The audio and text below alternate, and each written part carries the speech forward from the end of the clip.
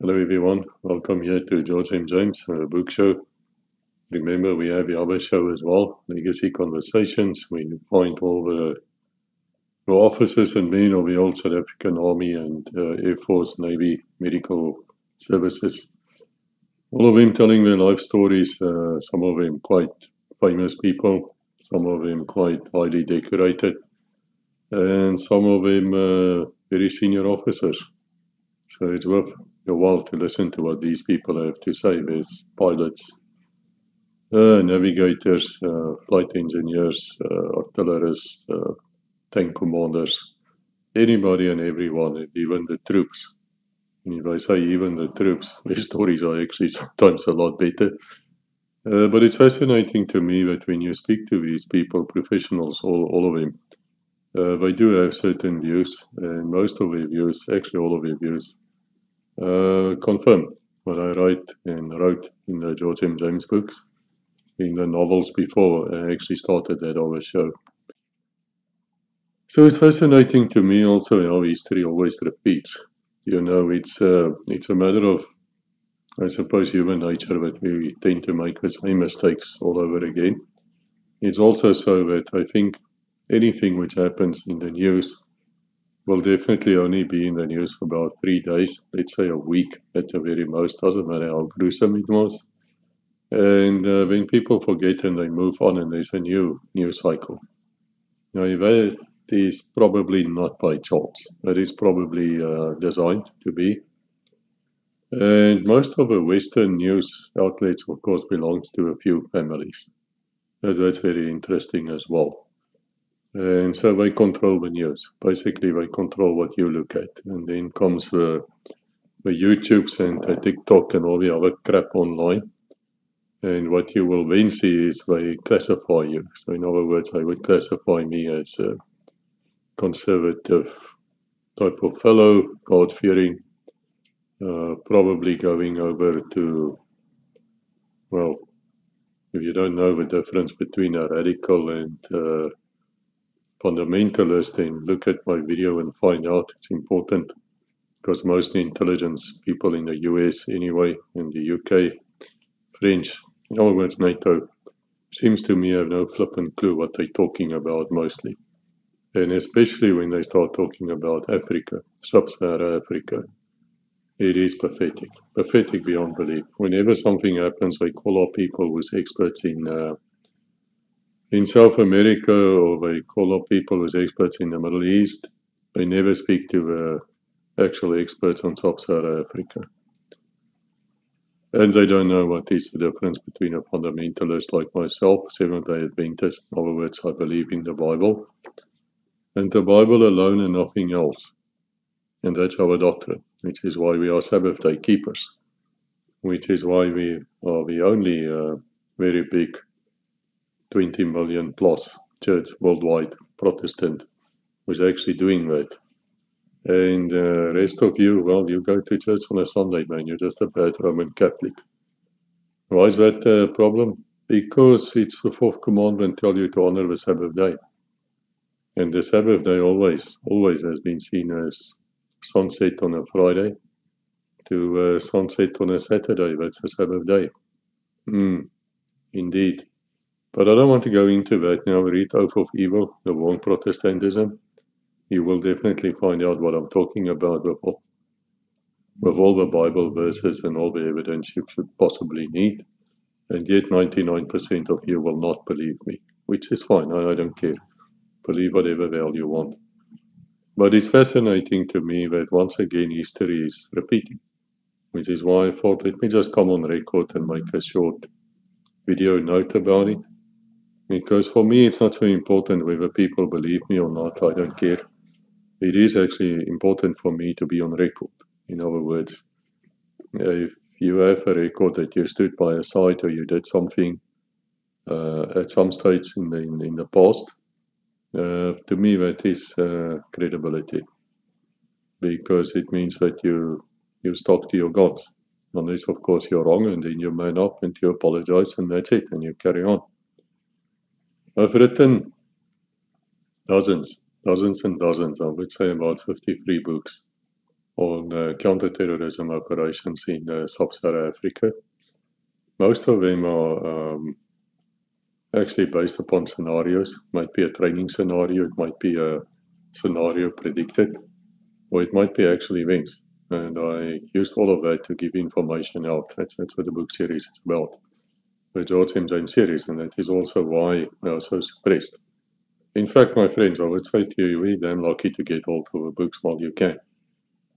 Simply because they're not going to be there forever. I've got no doubts. They're banned in a lot of countries and they are suppressed. There's no doubts about it. There are people who say to me, I would like to put a thumbs up for you. I can't, sorry, I tried. I just wouldn't accept it.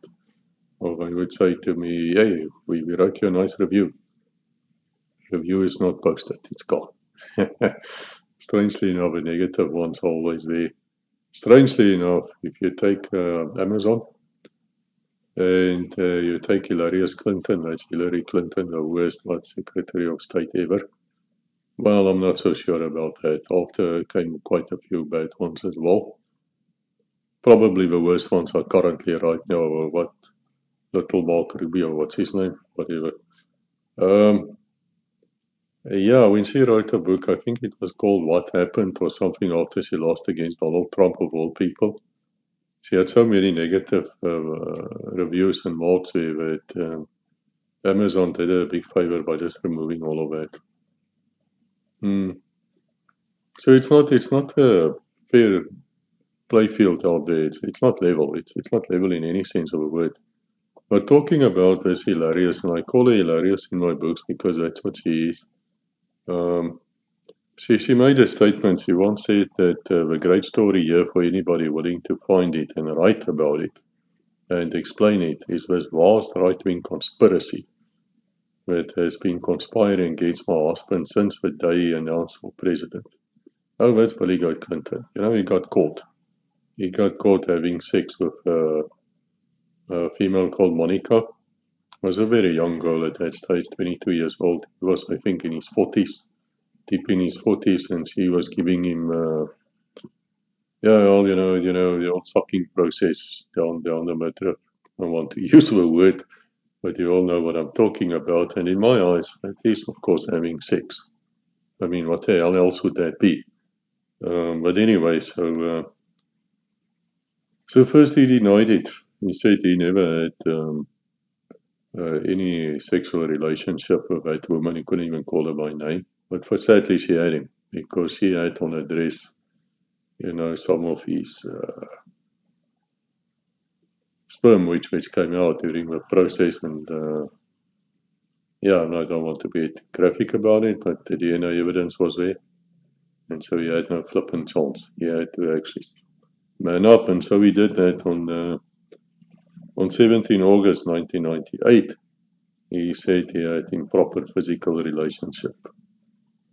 He had engaged in and so he made it out like it happened once. Once, really, Billy Goat, once. This is the same fellow, of course, who dodged his security team to go to Epstein Island. Yeah, numerous times, they say. Well, did he do anything wrong there? I don't know. And I'm not accusing the man either. Let's see what evidence comes. It will never come, of course. It's a funny thing about these US presidents is that they seem to get away with murder in this life anyway. They will not get away with it in another life. And a strange thing about him comes out in my books is the tallest one normally wins. The one who has got blue eyes normally wins. But all of them, from Barack Obama to Franklin Roosevelt to Trump to, man, you just call them any US president you can mention to me by DNA is related to one single family in Europe. Now, tell me, is that by chance? Is that by chance, or is this, perhaps a very powerful family who's got its sons to be the US presidents? Is that by chance? And it just happens to be Charlemagne. the family of Charlemagne, which was a French king who saved the Pope, the Antichrist himself, yes, in the Middle Ages, just before actually. And since then, every single US president has the same DNA, all relates to as one family. Now, of course, you can say to me, it's we all relate to each other in some way. We're all children of Abraham, and we're all children of, of Adam and Eve, and blah, blah, blah. Yeah, but really, really, really interesting. And it is also so that within a day or two of this Billy Goat Clinton actually having to testify, they launched an attack. He launched an attack which was called Operation Infinite Reach to attack Al Qaeda bases in Khost, which is in Afghanistan, as well as the Al Shifa pharmaceutical factory in Khartoum. Now it's funny that just about a day and a half ago, I think on 26 December, today's the 28th of December, Donald J. Trump, Daddy, NATO's daddy, he suddenly launched an attack against some supposedly Al Qaeda affiliated ISIL, Boko Haram, whatever, they don't even know, to be honest. Also there in Nigeria. History repeating. Do you hear that? Because let's look at it, because in my books, in many, many books, I actually talk about Africa Command, on whose command this was and is. Now, probably about between 60 and 70% of US Special Forces are all in Sub-Saharan Africa. Do you know that, American? Do you know that? No, probably not. You know it's in Africa, the country. Oh, yeah, there's no such fucking country, mate. It's a continent. It's a big continent.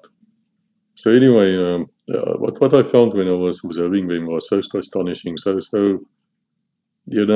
when we first saw them, we thought, wow, this is the US military, this is, oh, these guys, just look at the equipment, let's look at this. And within days, we realized they are monkeying around. They have no clue what they're doing. They're pathetic. They're pathetic in every sense of a word.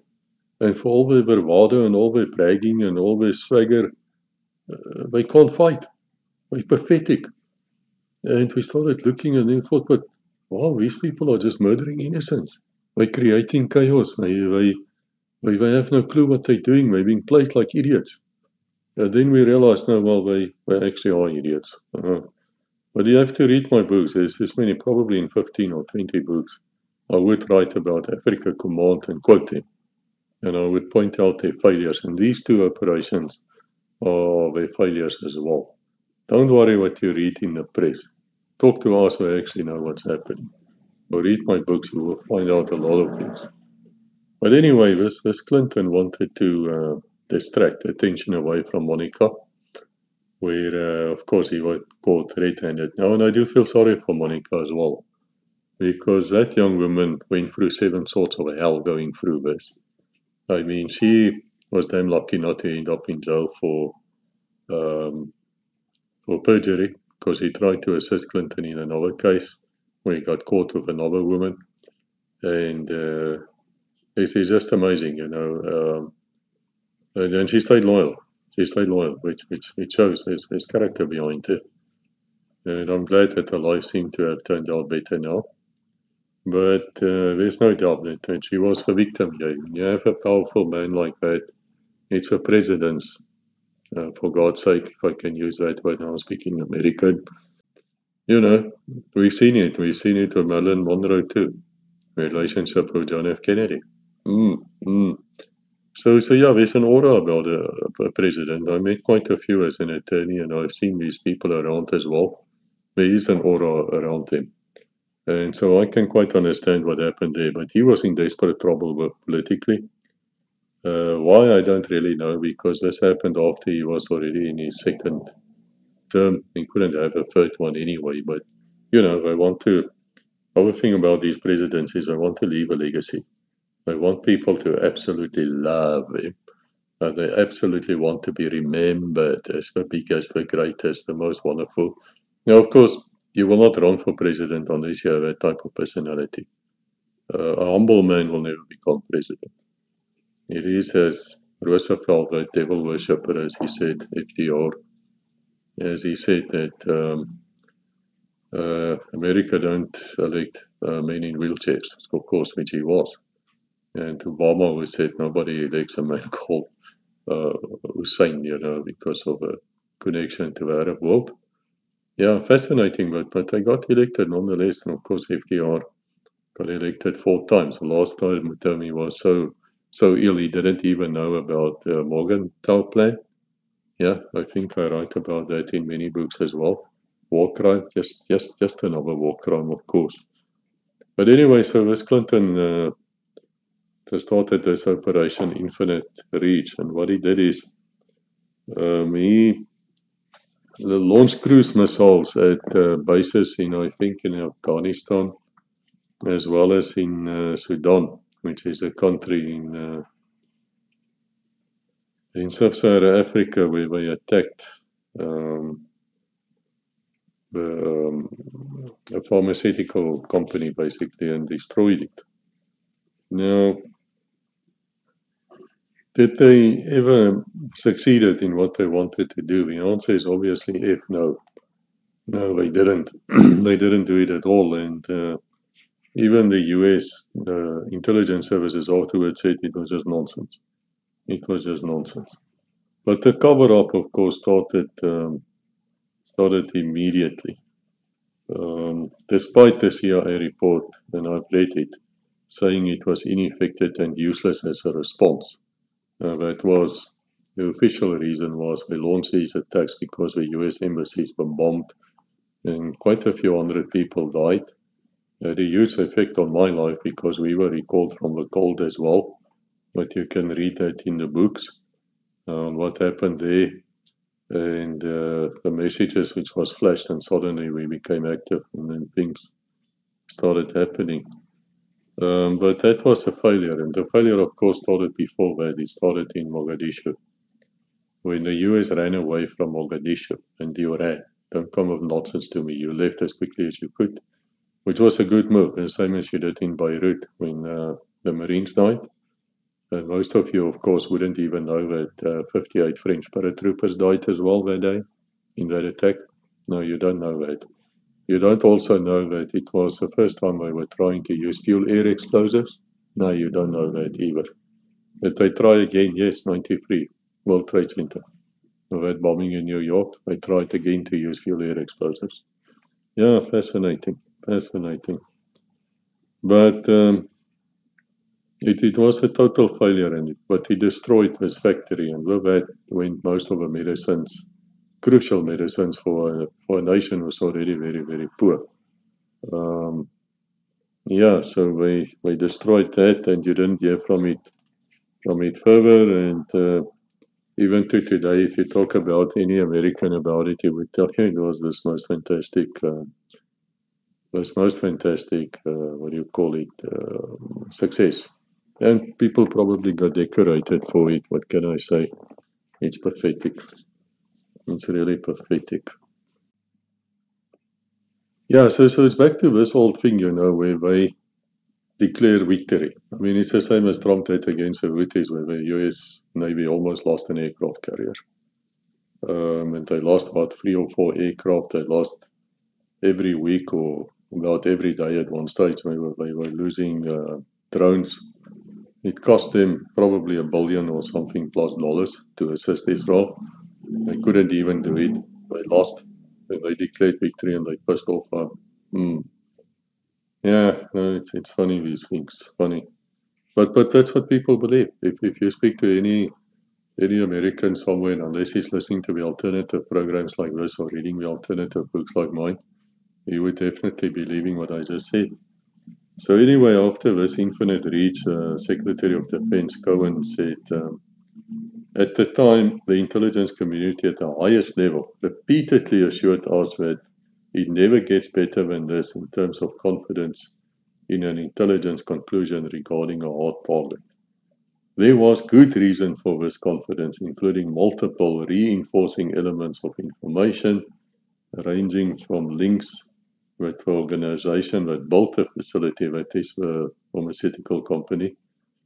It both met with bin Laden and with leadership of Iraqi chemical weapons program. It had links with him, that's what he's trying to say. And there was also extraordinary security at the facility conducted. They had physical evidence from the site. By which what he means is they had some guy who went there, took some sample apparently, some soil sample, brought it back, they tested it, and they found some chemical in it which you can make sarin gas or something with for VX. All of these things I'm saying to you when he's saying here, this Cohen fellow was talking shit. None of it turned out to be true. It was just talking shit. That's what he was doing. But that's his reasons. That's what he was saying. So he went on and said, given what we knew regarding terrorist interest in acquiring and using chemical weapons against Americans, and given the intelligence assessment provided us regarding the Al-Shifa facility, that's a factory, I continue to believe that destroying it was the right decision. No, you idiot.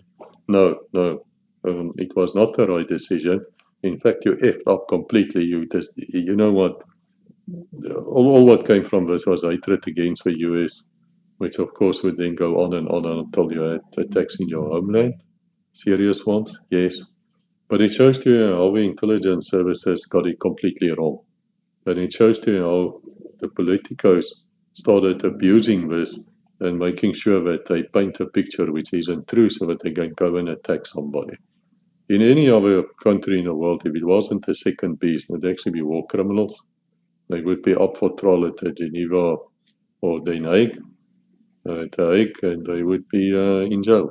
But of course, these people get away with it, and you will see how the arrogance has grown and grew from since then. It's amazing. I'll get to the point just now.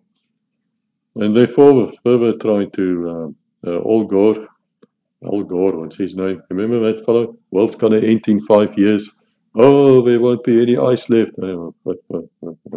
New York will be underwater. In one book, Oath of Evil, Warn Protestantism, I actually spent 3 or 4 pages looking at all the predictions since the 1940s on what will happen and actually if will happen. Not once. It's just nonsense. It's outright nonsense. Sandy Berger, George Tenet, Richard Clarke all stood by the decision to bomb Al-Shifa. Yeah. But I tell you now, it's bullshit, and it's bullshit then and bullshit now. And it affected my country. It affected South Africa. There was suddenly bombings which started taking place inside the country, which was in those days unheard of because the war between the apartheid wars were over. People were at peace. But suddenly bombs started exploding at a place called Planet Hollywood. I think it was a gym. It was in Cape Town, I think at Harbour Front, there, Victoria and Albert. Very nice place to go to, very expensive, not worth it, but it's nice to go. If you want to spend a few dollars, you can always go there. But I write about that in OSTM, where I say in that book, code name OSTM, which is a code. It stands for One Software Tester Melissa, my late wife.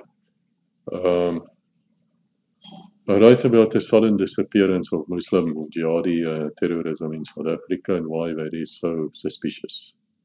Yeah, but you have to look at that book and you have to look at what I talk about jihadi truths or the Muslim truths, as we call it in the books, to understand what I'm talking about. So anyway, there were a few outcomes on this operation, this one of Clinton. In the first place, not all the cruise missiles actually got through, not all of them exploded, and apparently, and I have reason to believe this is true, one of them fell. It landed by itself, and it was captured by the Taliban, and they invited Chinese military to come and fetch it, and they did, and they paid them handsomely for it, and also they say that from the money which was paid, $10 million went to the Chechen Muslim forces been making trouble in that part of the world for Russia. Fascinating how these things work. Did it money come from China? That we don't know. So I have to say that I don't know. Or some people say no, it was Bin Laden himself who, out of his own pocket. I mean, the man was a very, very rich, influential family. And Bowie was disdained, of course, from his family and told he's not part of them anymore. The one country in the world who supports the most terrorism against Christians, yes, against Christians, would be who?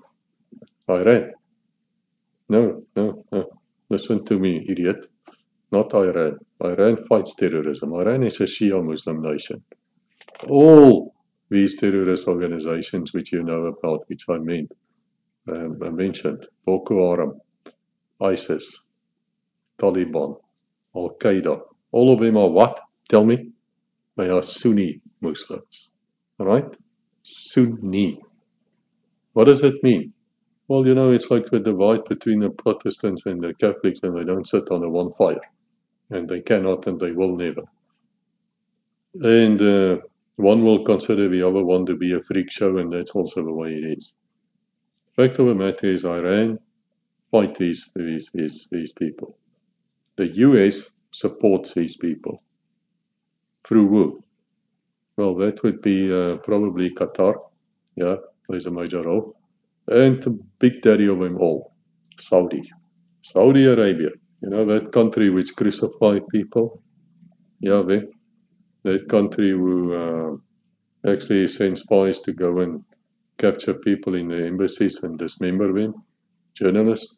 You think we forgot about that? No, we didn't. And yet, that is the US biggest mate. Where do you find Trump and his family always dancing and prancing around Saudi? You know, that's one of the reasons why I started writing these books, because we couldn't understand what the hell is going on. We could not understand how it's possible that the Saudis are behind all this terrorism with money and other support. And they were once, 99% of the guys who bombed, you know, on 9/11 with an aircraft in New York, or New Amsterdam, it's a previous name, by the way, were Saudis. Yes. And the Saudi royal family was allowed to flee the US, the only aircraft in the air, by the Bush administration. Yes. And yet they were your great mate. They're your great mate. Makes no sense. And because it made no sense, we started asking questions which you can't answer. And so we came to conclusions which you cannot defend. Anyway, that's where they say that Chinese and the Russians and everybody got hold of Tomahawk cruise missiles. And of course, they say the Chinese then copied it, which is bullshit. They say Pakistan copied it, which is very possible, yes. And today, of course, the Tomahawk, and even then, was just a piece of shite. It has uses, but not great. And especially not in counter-terrorism operations. Because why, guys? It stands to reason. If you see there's a terrorist nest somewhere and you attack it, wouldn't it be better to go in immediately? Wouldn't it be better just to get the job done than to signal back to Germany? And then Germany will signal to Washington. And then Washington will signal to the Admiral in charge of the ships, or probably for Africa Command. And then they launch 3 days later. And then the missiles takes about how long? 2, 3, 5 hours to reach. And by that time, do you think the terrorists are still there, your targets, your so-called terrorists, because half of the time they ain't? You think they're still there? Seriously, answer me. I mean, most of you listening here, I would hope, had some military experience. So if you see a terrorist group walking around somewhere, or they're on parade somewhere, and you launch your strike and it comes on 5 hours later, by which time you've run away, and you don't do a bomb damage assessment yourself. No, you look at a few pictures on the satellite and you want another medal. And so you say, oh, look, we killed all of us. And you know what? A week or two later, we send terrorist strike. And they kill your people. Then you're very angry. Now we're gonna show them. No, we gotta, yeah. I don't have words for my contempt for Africa Command and the US efforts on counter-terrorism. I just don't. I have no flipping clue what you're doing unless you're behind it and you don't want to do a proper job. Or you want to fuck up so badly that you create more terrorism. Yeah, it's possible. I actually think that's exactly what you're doing. And I write that in my books. So the fact of the matter is, from this failed attack of Billy Goat Clinton, came the predators and drones and things where you could actually intervene immediately.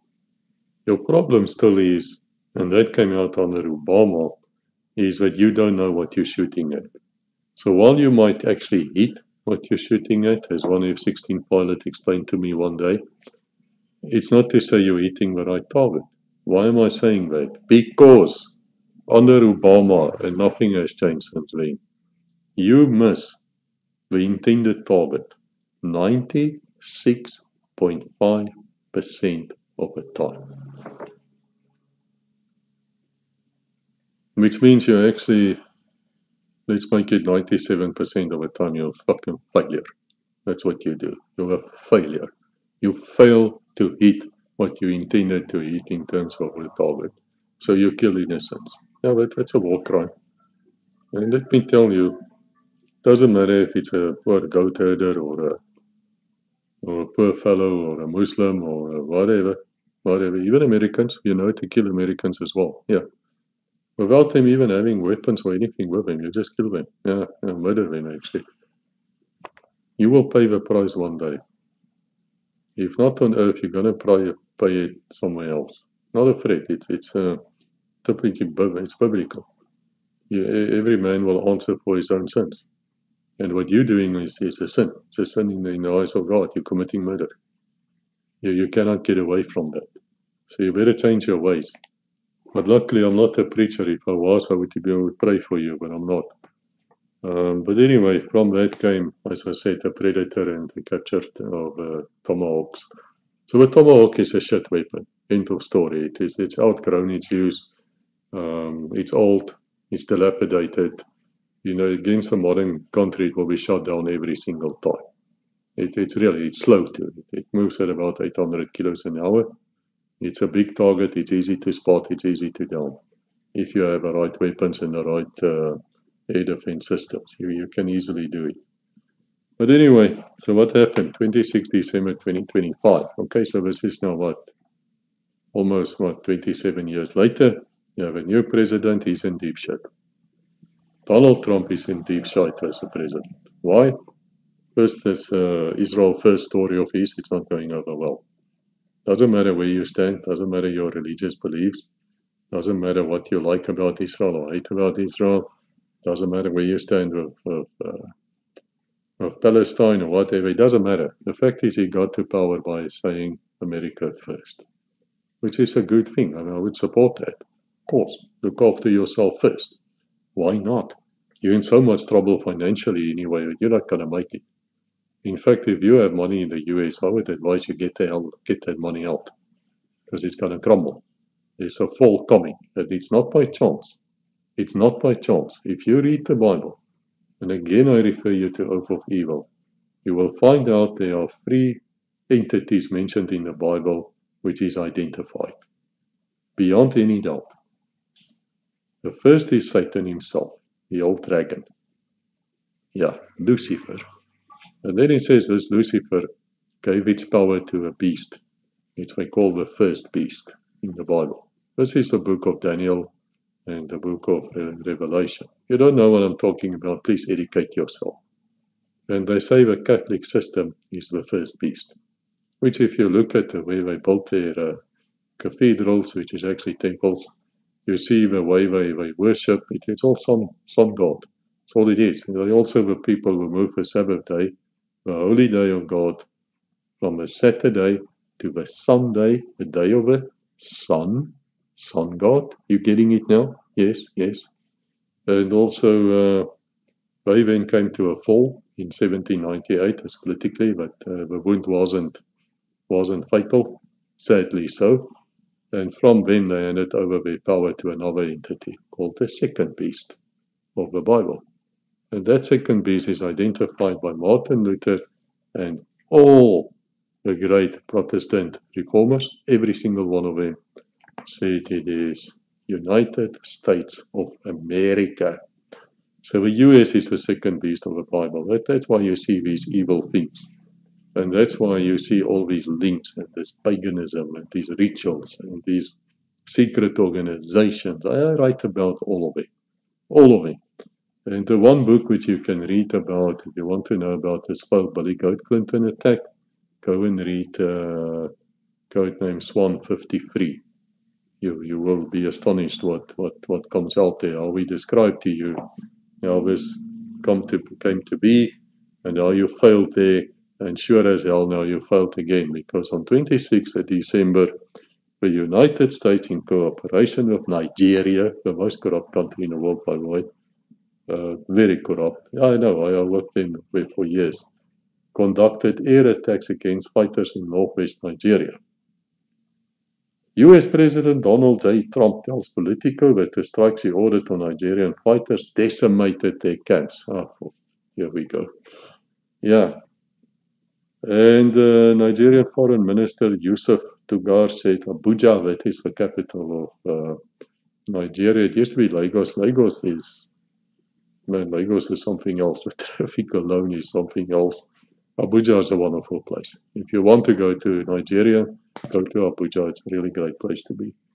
Provided the US with intelligence ahead of a Christmas Day strike. Well, it wasn't actually on Christmas Day. It was the day after Christmas, Boxing Day, as we would call it. And the US defense official tells Reuters, there you go, one of the CIA fronts, apparently. But the strike was carried out by about a dozen Tomahawk missiles, and another attack is not imminent. So they made this once-off attack.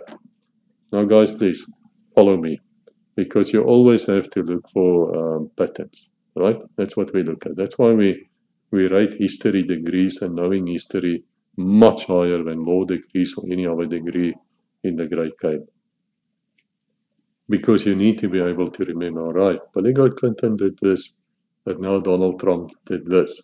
Right, is there a same pattern? Yes. What's the same pattern? They launched Tomahawk cruise missiles. Yes. Secondly, they claim victory afterwards. Yes. Then it turns out to be bullshit. Yes. Why did Clinton do it? Monica. Why did Trump do it? We don't know. At this stage, I don't know. But I think we can say the word Epstein. Definitely they're trying to divert attention away. And of course, they're also trying to get people to like me. Now, what the hell is wrong with a society where you have to kill innocents in a far distant country, which you cannot even point out on a map? Huh? And you go and you all applaud and you're like, let's look at what they say. What is this? This is Laura Loomer or something. I don't even know who it is. Some kind of I don't know what she is. She says, I can't think of a better way to celebrate Christmas than by avenging the death of Christians through the justified mass killing of Islamic terrorists. Laura, is that what Jesus would have done? I'm just asking. Think what I'm saying to you now. Justify what? Justified mass killing of Islamic terrorists. In the first place, there were no fucking terrorists in that place, you idiot. There were no terrorists there. And nobody died, according to the people on the ground. And yeah, there have been terrorists there. It is 5-6 years ago. Now I go back to the weapon system you used. Right, there's a terrorist nest. There's a terrorist group. Let's strike them. Okay, let's call Africa Command. Let's call Washington. 3 days later, here comes the missiles. Terrorists was pissed off. They're not there anymore. What, you know. Yeah, then she goes on and she says, you've got to love it. Death to all Islamic terrorists. Thank you. I don't want anything to do with such people. Guys, really, I don't. I don't. I hold such people with such contempt. It is absolutely beyond belief. And there are tons of such comments, and not from nobodies like myself. No, it is from people who's famous, who got a wide audience. And most Americans looking here, the conservative types, they would be like, yeah, man, you showed them, yeah, man. Let me tell you, my friend, in the first place, you couldn't even spell the name correctly of a place you attacked. Huh? That's how fucked up you are. And then the intelligence analysts, the ones you can actually listen to, says the isolated strikes like the ones carried out by the United States last night are unlikely to significantly reduce the terrorist threat in the region or reverse Nigeria's growing insecurity. It's unlikely. Which is intelligence speaking to say you're wasting your F time. It's not going to happen. Fact is, you eat nothing and you eat no one. The fact is, it's a distraction. That's all it is. That's all it is. Those terrorists that you were targeting and you don't even know if it's ISIS or ISIL or Boko Haram or whoever, are still there. Yes, they're still there.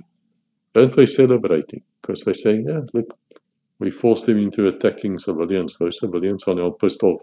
Yeah, you know, that farmer whose cattle got destroyed. Yeah, he's going to join us now. He wants revenge. I've spoken to many of these so-called terrorists in my life. You know what they tell me, most of them? They would say to me, well, I'm just a farmer, I'm just a normal guy, whatever he was or he is. And then something happened. Yeah, there's something happened, he got attacked. And then what happens? His auntie or his donkey or his mom or what, somebody got killed, wife, children. You, listening to me now, and most of you won't, you'll look at the first 5 minutes of this video and leave. But for you who are still here, thank you. I hope that you will also pick up a rifle if somebody does that to you. It makes sense, doesn't it? It's not what Jesus would have done, but I can fully understand where this comes from. But then you get back to a bigger picture. What the hell is the US doing? What the hell are you doing? You know what? History is repeating once again. It's bullshit in the extreme sense of the word. That strike has done nothing.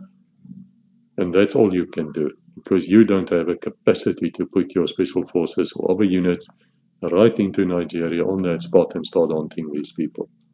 When I wrote the books, I came out with startling things. I would say things like, we actually respected and feared the French army in Africa. Why? Because they don't go to the Nigerian authorities or Mali authorities or whoever and say, okay, guys, please, can we attack this place? We'll do it tomorrow or the day after or next week or next month. And then these Nigerians or Mali authorities go to their mates and say, hey, these people are going to attack you. Pay me $1 million, I'll tell you where. Yeah, of course, they said, this is the most corrupt societies in the world. You cannot possibly do combined operations with them and think your security is not going to be broken. That is why the US and British Special Forces, up to this very day, since 2012, has only succeeded once in rescuing somebody out of the arms of a terrorist, a so-called jihadist. Once. Why? Because you betrayed before you even go in. How many times must I warn you? You're not listening. Which means to me, you don't care. It is all political theater. It's kabuki theater. That's all it is. You're doing this for distraction, and we can see through you. Yes, we can. The French are not there anymore. They left. But let me tell you, when I wrote the books, they were there. And let me tell you, the French would never go and say, please, sir, can we go and attack this place? No. You open your eyes, and the next moment the French Foreign Legion are there. Yeah. Those legionnaires are there, they're cutting your prick off, and they want to know what's your story. And once they cut that off, they make sure you bleed to death. Mm. So guys, let's see what happens. Is this got to do with Epstein or something else? I don't know what. Perhaps it will be revealed. Perhaps not. Let me also go on record to say that I don't think that Trump is involved with Epstein. Okay, if you look at the type of women which Trump seems to prefer, then they are not looking like the models which Epstein had available. Epstein's girls were all young, slim, small bosomed, athletic types. Trump seems to like the big, broad, so I call them American dream types. I have to laugh now because the CIA up to the 1990s, whenever they wanted to compromise some fellow, they would always get him to like a blonde, blue-eyed, big-breasted, cheerleader, that type. And they couldn't understand why many men wouldn't fall for that. Because some of their targets, of course, were gay.